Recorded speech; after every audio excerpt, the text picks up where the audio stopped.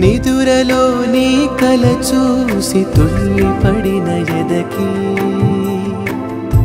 ఏ క్షణం ఎదురవుతావో జోల పాటవై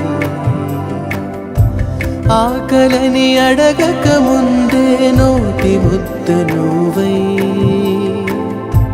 ఏ కథలు వినిపిస్తావో జాబిలమ్మ